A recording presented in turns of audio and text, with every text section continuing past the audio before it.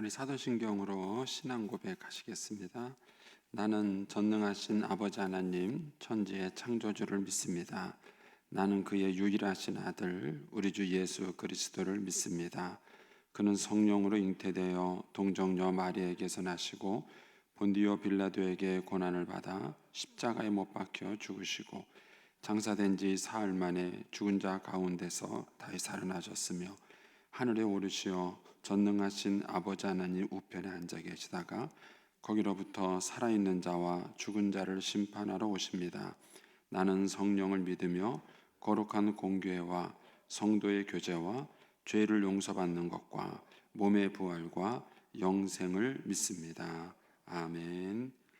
찬송가 420장 찬송 하나님께 드리겠습니다. 420장입니다.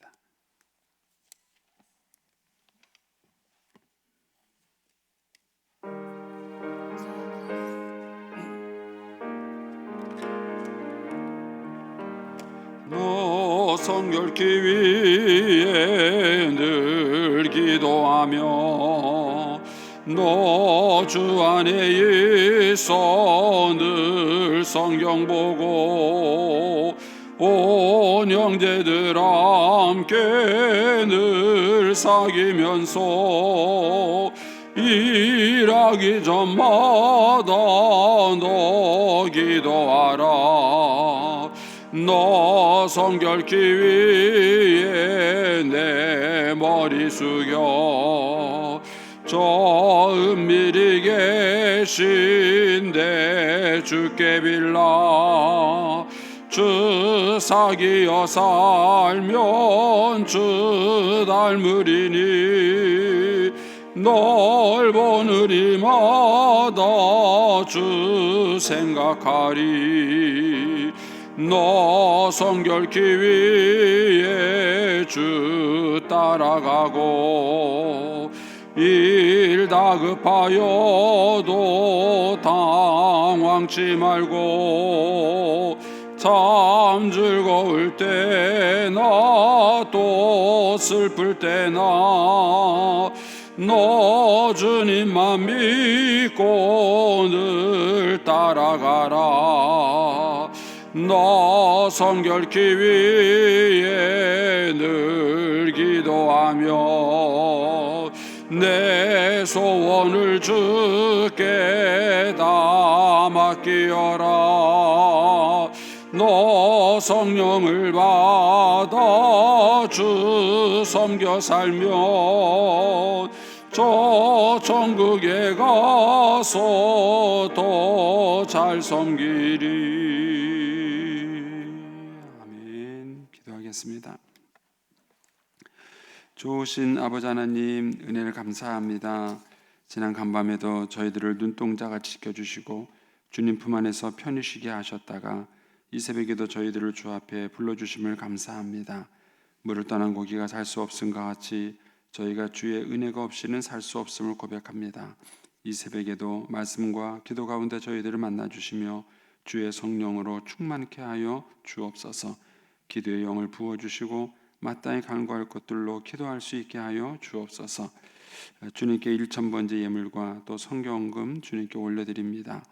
믿음으로 순종으로 감사함으로 드리는 예물을 주님께서 기뻐 받으시고 약속하신 하늘의 복과 땅의 복으로 충만하게 채워 주옵소서.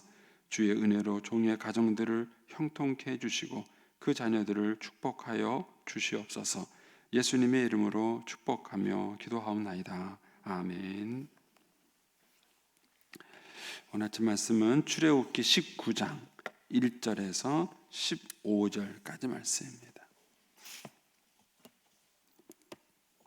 출애굽기 19장 1절에서 15절까지 말씀입니다.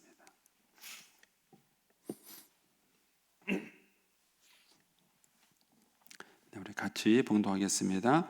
이스라엘 자손이 애굽 땅을 떠난 지 3개월이 되던 날 그들이 시내 광야에 이르니라. 그들이 르비딤을 떠나 시내 광야에 이르러 그 광야에 장막을 치되 이스라엘이 거기 산 앞에서 장막을 치니라.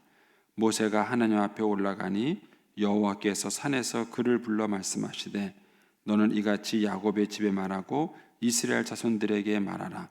내가 애굽 사람에게 어떻게 행하였음과 내가 어떻게 독수리 날개로 너희를 업어 내게로 인도하였음을 너희가 보았느니라. 세계가 다 내게 속하였나니 너희가 내 말을 잘 듣고 내 언약을 지키면 너희는 모든 민족 중에서 내 소유가 되겠고 너희가 내게 대하여 제사장 나라가 되며 거룩한 백성이 되리라. 너는 이 말을 이스라엘 자손에게 전할지니라. 모세가 내려와서 백성의 장로들을 불러 여호와께서 자기에게 명령하신 그 모든 말씀을 그들 앞에 진술하니 백성이 일제히 응답하여 이르되 여호와께서 명령하신 대로 우리가 다 행하리이다.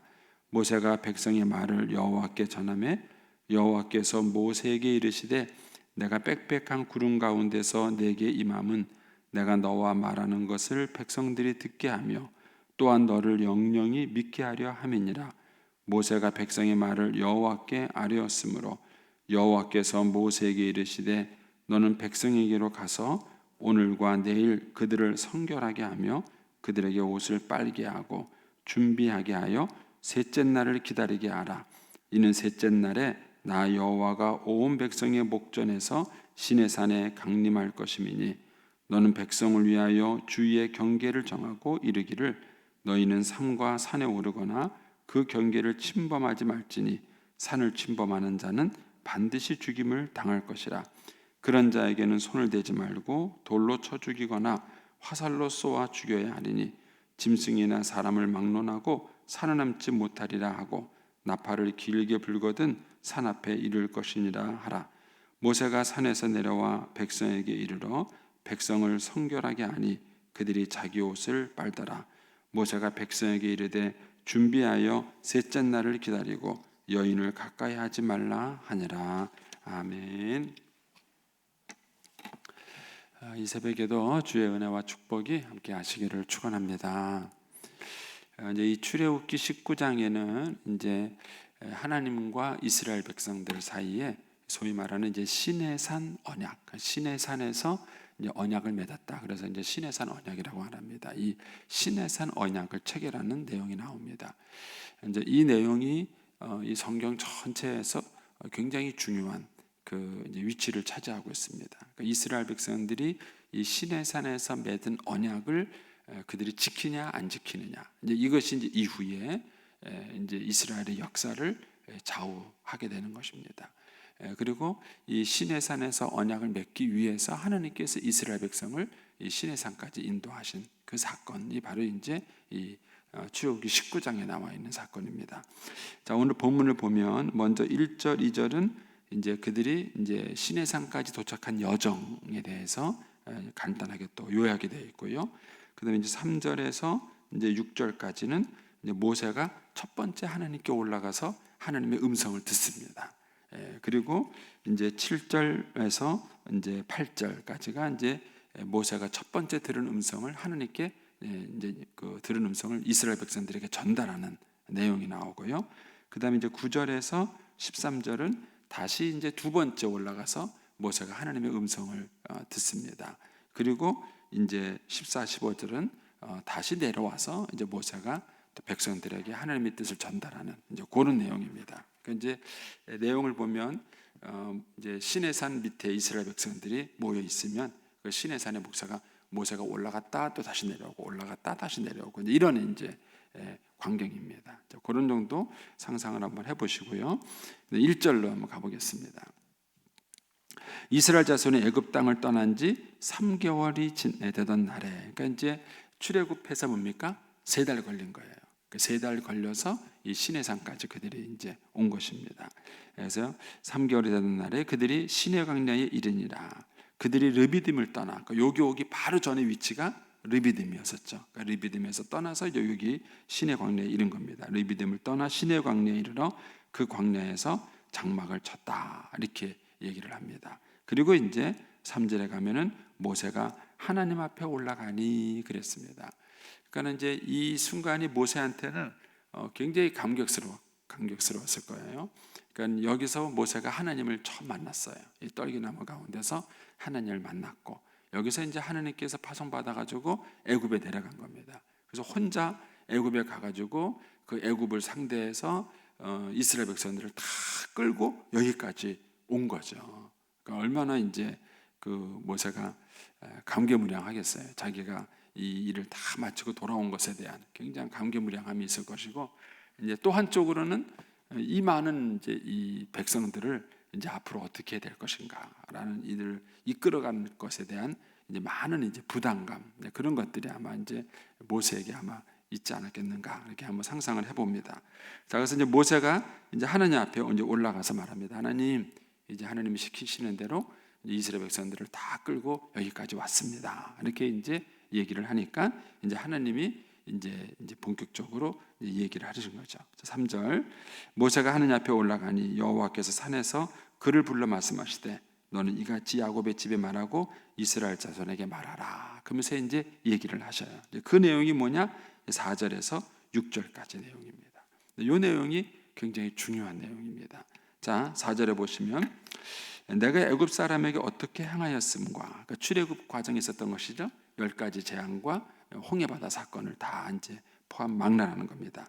내가 애굽 사람에게 어떻게 행하였음과, 그 다음에 내가 어떻게 독수리 날개로 너희를 업어내기로 인도하였음을. 거기서 이제 출애굽에서 여기까지 오는 과정, 그러니까 약 3개월 동안 하나님께서 이스라엘 백성들에게 베푼 내용이죠. 이제 그거를 여기서 뭐라고 표현합니까? 독수리 날개로 너희를 업어내게로 인도하였다.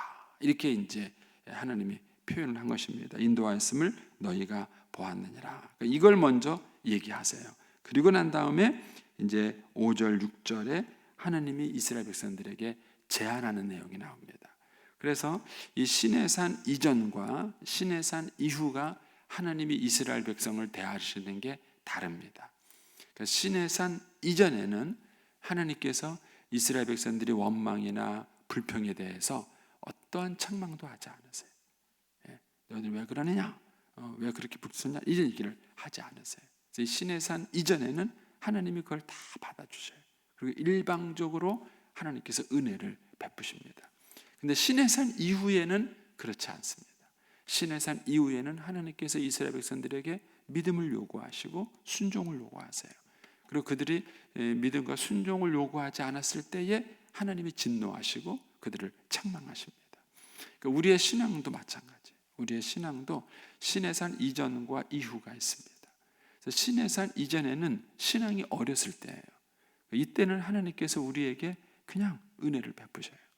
그러나 시내산 이후에는 하나님께서 우리에게 요구하시는 하나님의 기대가 있습니다.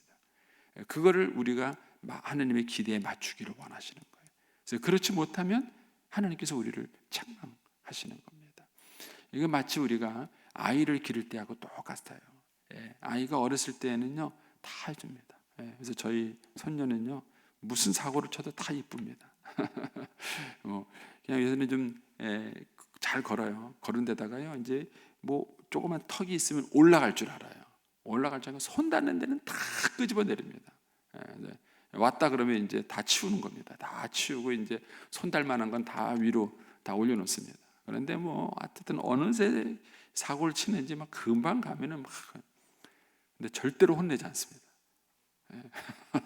절대로 혼내지 않습니다. 왜 그럴까요? 그냥 다 이뻐요. 다 이뻐요. 그런데 걔가 대학생인데도 그러면 어떻게 할까요? 이거는 좀 문제가 다릅니다. 대학생인데도 와가지고요 아무것도 안 하고 막 닿는 것마다 어지르고 막 그냥 이러고 다니면은요 짜증을 내겠죠. 그리고 우리가 신앙생활하면서 이 두 가지를 잘 구분하셔야 돼요. 하나님께서 신앙의 어린 아이들에게는요 이렇게 일방적 은혜를 베푸셔요. 그렇게 베푸시는 이유가 뭘까? 그 이유는 하나님이 어떤 분인지를 가르쳐 주시기 위한 거예요. 하나님이 어떤 분인지를 가르쳐 주시는 겁니다. 그래서 하나님을 믿을 만한 믿음의 근거를 제시해 주시는 거예요. 이제 그게 이 두 가지 표현이에요. 내가 애굽 사람에게 어떻게 행하였음과, 그들이 직접 보고 목도하고 경험한 것이죠. 근데 우리는 뭐죠? 이 내용을 우리는 성경에서 배우는 거예요. 우리는. 그러니까 이때는 이스라엘 백성들에게 성경이라는 게 없을 때죠. 그러니까는 그들이 하나님을 다 직접 경험하고 체험해서 하나님을 아는 거예요. 근데 이들이 체험하고 경험한 내용이 성경에 기록이 되어 있고 우리는 이 성경을 통해서 하나님을 아는 거예요. 그리고 우리들의 경험이라는 것은 뭐냐면은 성경에 기록된 내용을 경험하는 것입니다. 그래서 여러분들이 체험이라는 말을 했을 때에 내가 신비한 체험을 하는 것을 다 신앙이라고 생각하면은 오해입니다. 여러분, 무당도 체험을 합니다. 귀신도 체험을 합니다. 예, 그리고 이단도 체험이 있습니다. 신비 종교도 다 체험이 있습니다. 그러니까 여러분들이 체험이 뭔가 신기한 거로 생각하면 큰 오해입니다. 체험은 신앙이 아닙니다. 신앙이라는 것은 뭐냐? 신앙에서 우리가 체험한다고 말했을 때는 성경에 계시된 하나님, 성경에 계시된 하나님을 내가 삶 속에서 경험하는 게 우리의 체험이에요. 그 여러분들이 말씀을 듣고 말씀을 배우고 그 다음에 그 배운 바의 하나님을 실제 생활에서 경험하는 것, 이것이 기독교인의 체험이에요. 그렇지 않은 체험은 그것은 성경적 체험이 아닌 것입니다. 이거를 잘 모르니까 신앙인들이 자꾸 신비하고 이상한 것만 추구해요. 그런 경험을 했다고 얘기합니다. 예, 맞아요. 그런 신비한 경험, 뭐 옛날에 유라굴라인가요? 그 TV에 나와서 숟가락 막 이렇게 휘는 거 했잖아요. 신기하긴 하죠. 근데 이게 뭐 어쨌다는 거예요. 그런 일이 많이 있습니다. 세상에 설명할 수 없는 그런 신비한 일은, 무당이 춤출 때 공중부양하는 거 본 적 있으세요? 제대로 된 무당은 안 보셨구나. 예, 여러분, 그런 일이 있어요. 그러나 그런 신비한 체험이라는 게 뭐 어쨌다는 거예요. 그게 중요한 게 아니에요. 그래서 기독교인에게 있어서 체험이다라고 말하는 것은 성경에 계시된 하나님을 우리의 삶 속에서 경험하는 거예요. 그걸 우리가 체험이다 이렇게 얘기를 하는 겁니다.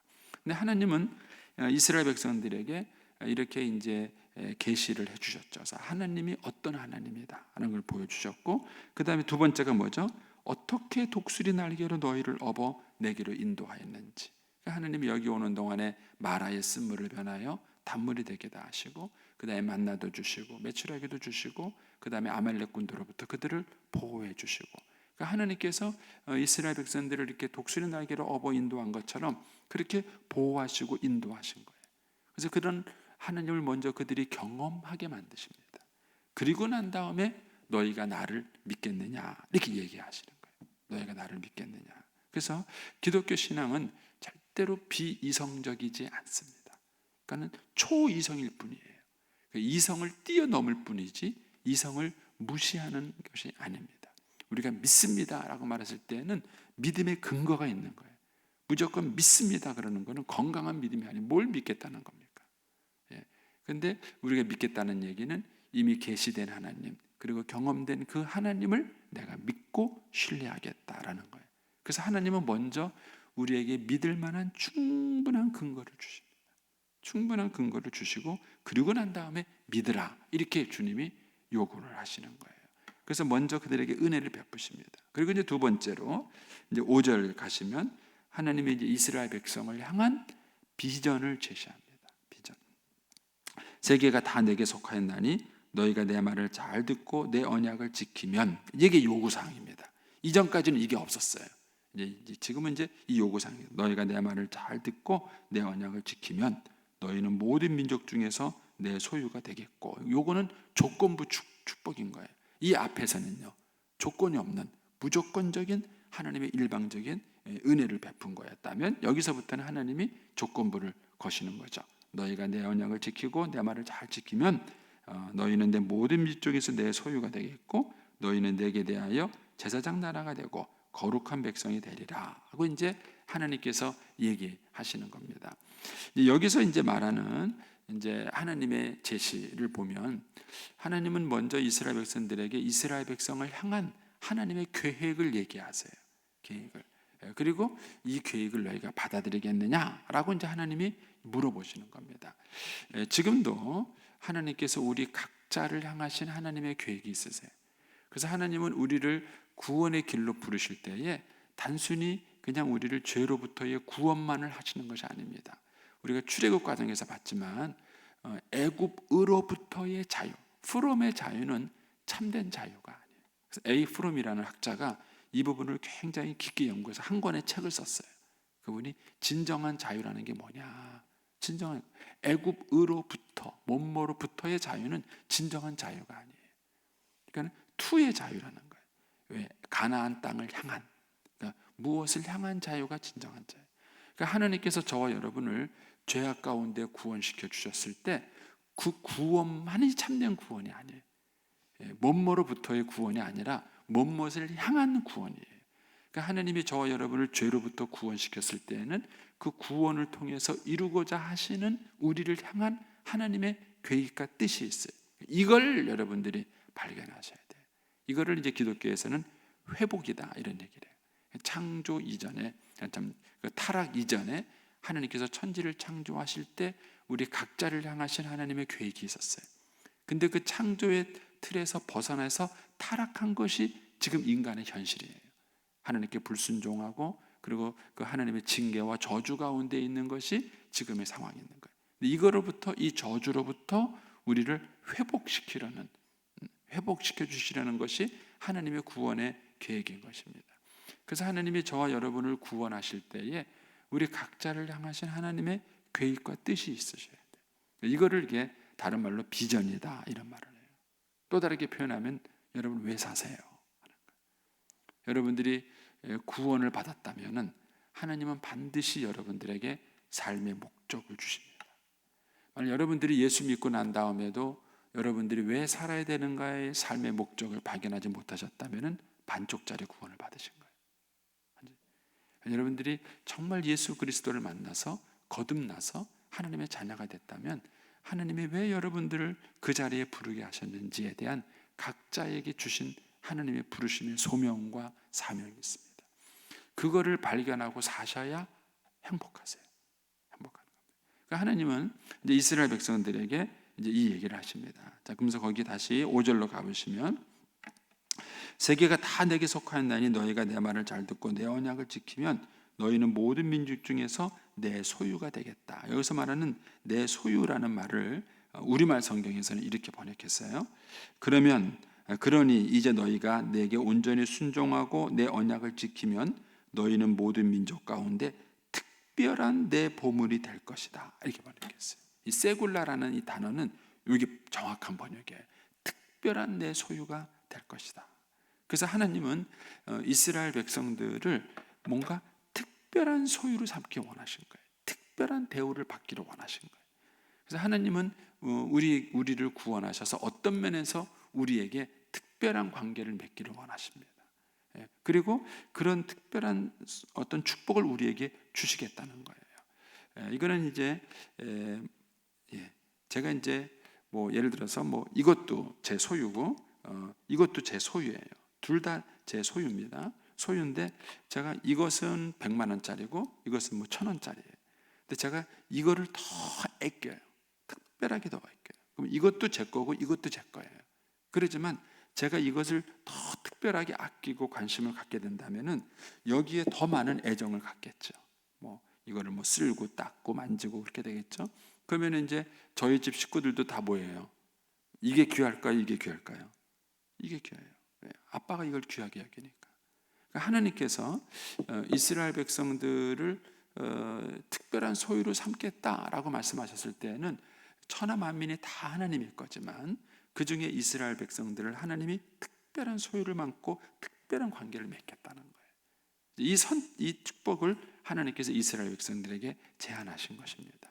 그리고 그런 관계가 되기 위해서는 이스라엘 백성들이 뭐예요? 하나님의 말씀을 잘 듣고 순종해야 됩니다. 근데 여기서 이제 하나님의 말씀을 잘 듣고 순종한다는 얘기를요, 그냥 뭐 너 이거 해, 네, 저거 해, 네, 이 정도로 생각하시는데 그게 아니에요. 단순히 뭐 이거 해, 저거 해 그런 것이 아니라 지금까지는 삶의 주인이 내가 돼서 살아왔다면 이제부터는 하나님께서 디자인하고 설계하신 그런 삶을 너희가 살아가겠느냐라는 얘기예요. 그러니까 하나님께서 꿈꾸시는 세상. 이제 그것이 그 다음 6절에 가면 뭐라고 표현했냐면은 이것이 제사장 나라라고 표현된 거예요. 그리고 거룩한 백성 이렇게 표현된 겁니다. 이게 구체적으로 뭐냐? 이게 이제 요 뒤에 나와요. 요 뒤에 이제 하나님께서 십계명이라는 형태로 율법이라는 형태로 나오고 우리가 이제 통성령에서 배운 것처럼 레위기에서 하나님 나라 거룩한 시민의 백성에 대한 얘기가 쭉 얘기가 나옵니다.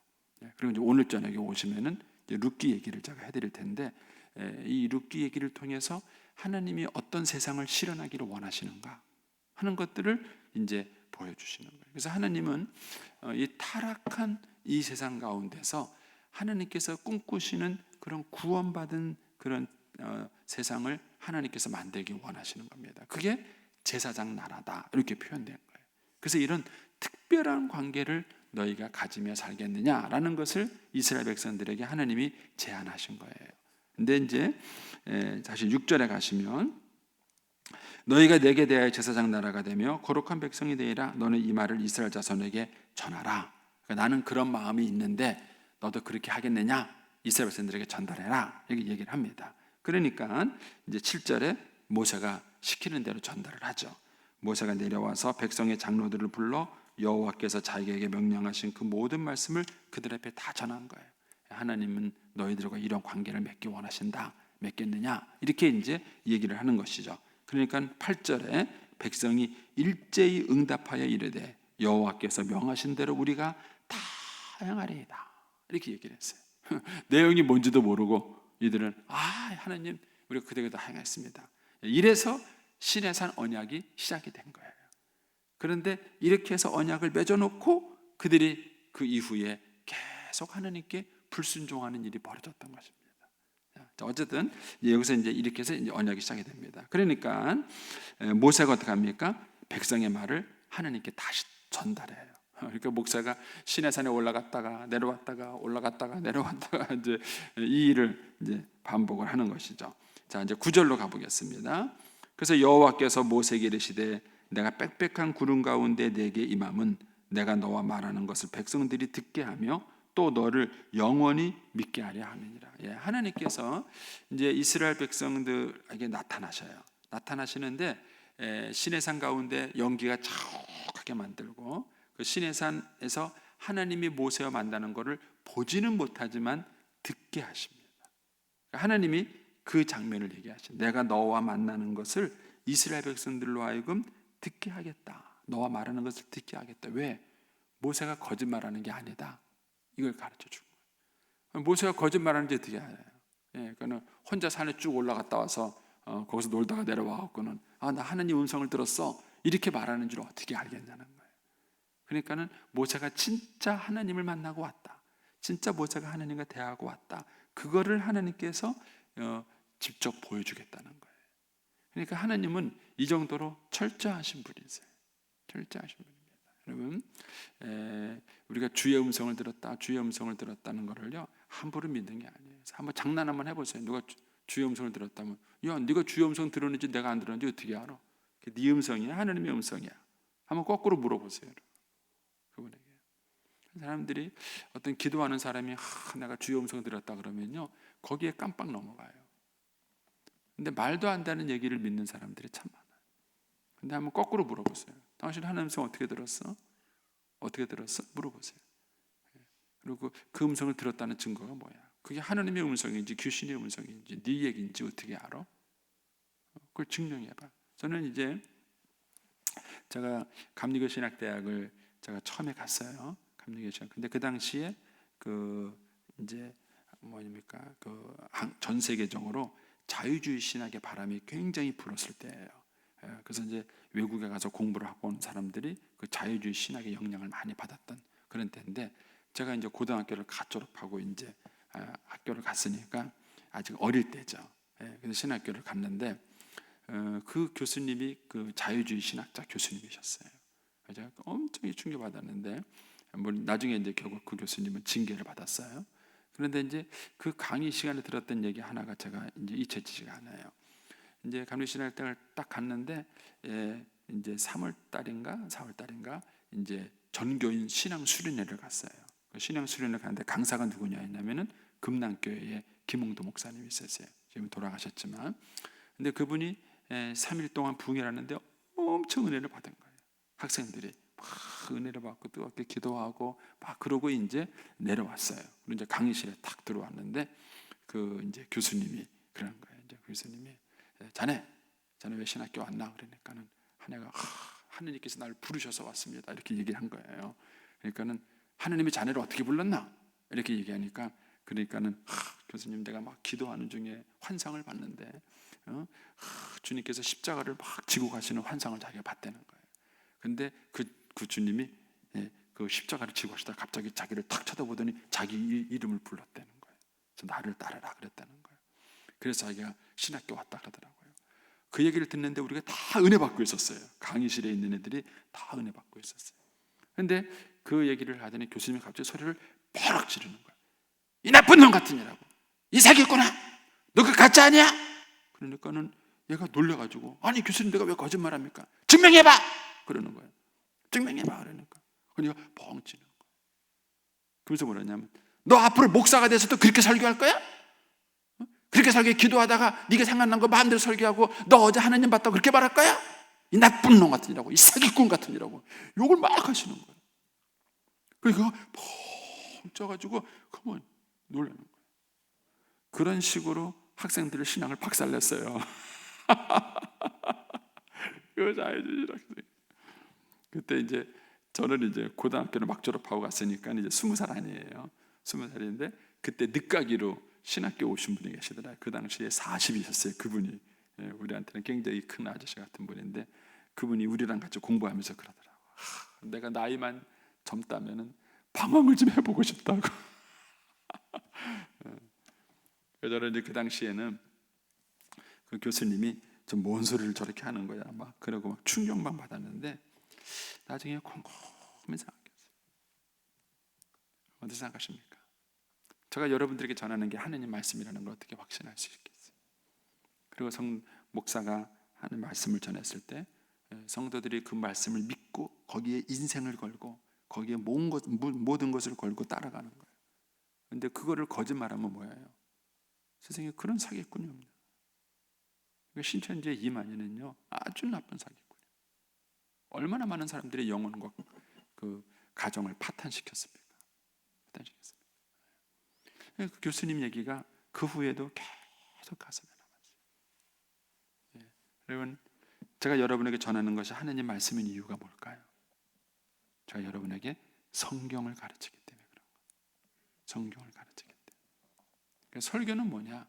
하나님의 말씀인 성경을 여러분들에게 풀어서 설명해서 이해하게 만들고 적용하게 만들고 그대로 살게 만드는 거예요. 근데 이것을 잘못 오해하면 사람들이 하나님을 만나고 음성을 듣는 것에 헷갈려요. 그렇다고 저를 또 뭐 실력 없는 목사 생각하지 마세요. 저는 뭐 하나님의 음성 안 듣는가? 들어요. 근데 이제 그걸 여러분들이 착각하시면 안 되시는 거예요. 그러니까 우리가 하나님의 음성을 듣는다는 게 뭔가? 그러니까 자기의 감정. 저는 그 친구가 경험한 그 소리가 틀렸다고 생각하지 않습니다. 그 친구는 분명히 환상을 봤을 것이고 그 하나님의 부르심을 들었을 것이고 그것 때문에 자기가 결단하고 신학교에 왔을 거예요. 그거는 저는 뭐 그 친구가 꾸며낸 얘기나 거짓말이라고 생각하지는 않습니다. 그러나 교수님이 그렇게 말한 그 의도가 있었던 거예요. 그런 식으로 하나님의 음성을 들었다 그러고 그런 식으로 설교를 하면은요 거짓말쟁이가 되는 거예요. 거짓말쟁이. 그래서 하나님께서 이스라엘 백성들에게 섬세하게 역사하세요. 이 구절을 다시 한번 보시면 그러겠죠. 여호와께서 모세에게 이르시되 내가 빽빽한 구름 가운데 내게 임함은 내가 너와 말하는 것을 백성들이 듣게 해서 모세가 하나님과 만나고 있는 장면을 백성들도 알게 한다는 거예요. 듣게 해서 또한 너를 영원히 믿게 하려면 뭘 믿겠다는 거예요? 모세가 하나님이 보낸 종이라는 것. 하나님이 보낸 종이고 모세고 하나님의 말씀을 전하는 자라는 것을 이스라엘 백성들로 하여금 뭐라고요? 믿게 하도록 그렇게 하기 위해서 하나님이 그런 만남을 계획했다는 거예요. 이제 이걸 이제 우리가 내일 묵상하면 이제 그 내용이 또 나옵니다. 그래서 이제 하나님이 이스라엘 백성들에게 이제 10절 이하에는 준비하라는 내용이 나옵니다. 이제 이거는 이제 우리가 내일 다시 묵상해 보겠습니다. 그래서 우리가 하나님께서 우리에게 은혜를 주실 때 믿을 만한 충분한 근거를 주신다. 그래서 비신앙이라는 것은 초이성일 뿐이지 비이성은 아니에요. 우리가 하나님을 믿고 신뢰할 수 있는 충분한 근거를 우리에게 주시고 그것을 가지고 우리가 하나님을 믿고 신뢰하고 나가는 겁니다. 그리고 하나님께 순종하면서 살 때 하나님께서 우리를 향하신 하나님의 계획이 있어요. 제사장 나라, 거룩한 백성이라는 하나님의 꿈과 비전이 있습니다. 그것을 통해서 하나님께서 우리를 축복하기를 원하시는 것입니다. 오늘 이 새벽에도 여러분들이 그 살아계신 하나님과 더불어 귀한 만남의 시간을 갖게 되기를 축복합니다. 기도하겠습니다.